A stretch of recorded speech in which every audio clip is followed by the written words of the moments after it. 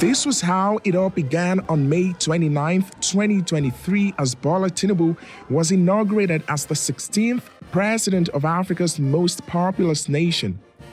Under the campaign Renewed Hope, the so-called political godfather of Lagos promised economic growth, security, job creation, food security, and inclusive leadership. But 1 year later, many Nigerians who supported him, like trader Jolly Guinea Kanwa, say his approach is flawed.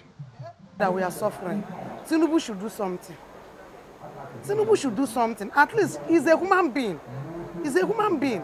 He's the one ruling this country. He did not come to destroy this country, but to take care of the people that is ruling. To take care of us. We are suffering. Children are crying. Adults are crying. President Tinubu introduced controversial policies, including the scrapping of decades-long fuel subsidy payments and floating the naira against other world currencies shortly after taking office. Transportation and food prices have soared, leading to an annual inflation rate of 34%. Tinubu has assured Nigerians he'll fix inflation and address the economic challenges.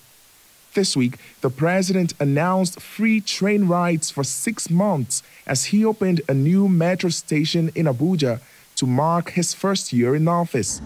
The president also announced the launch of several development projects, but critics say the government is irresponsible and pandering to foreign influence. It was extremely and fundamentally flawed to stay at the swearing-in ceremony to announce that subsidy is gone, when you had no ministers, no advisors, nobody to talk to. Because before you should announce that policy, there should have been some people sitting down in a committee or in a group or whatever you call them, do the simulations and the projections.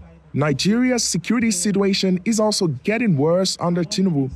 According to Beacon Security Consulting Limited, the number of terrorist and criminal attacks in the last year increased to nearly 8,000 compared to 5,500 recorded the year before. Onyebere says lack of accountability is the reason the security problems have persisted. Politics is still being trumping governance, especially in security.